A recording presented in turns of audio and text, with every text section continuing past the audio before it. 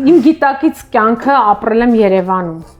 եւ բնականաբար Երևանի հետ ուրիշ է իմ կապը։ Հետո ես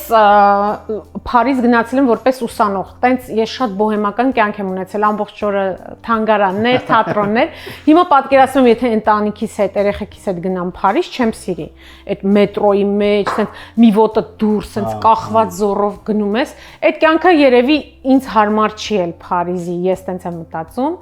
Մոսկվան սենց նոր է վերջացել, սենց ոնց որ ուրախացել ես, որ վերջացել է այդ этаպը։ Հիմա Լոս Անջելեսում սենց ուժեղ ինտեգրման շրջան է։ Անգելեք ոնց որ տեղը սենց ասած չէ՞ մեր։ Բավական, գիտես, բավական, բայց Երևանը մեկը սենց թրթիռա հենց մտածում ես, որտեվ համ շատ ավելի շատ ընկերներ, բարեկամներ այնտեղ ունես։ Դե այնտեղ չես կարող համեմատել։ Հա, համ էլ շատը այնտեղ եմ ապրել, շատը այնտեղ, ասենք 20 քանի տարի, 27, ասենք այդ վերջ, այդ մխրճվեց, էլ դու դրանից այն կողմ էլ բան չես կարողանա սիրես։ Իմ երեխեքը փրկված են գոնե, որ շատ չեն ապրել այնտեղ, իրանք կկարողանան ինչ-որ ուրիշ բան սիրեն, հասկանում ես։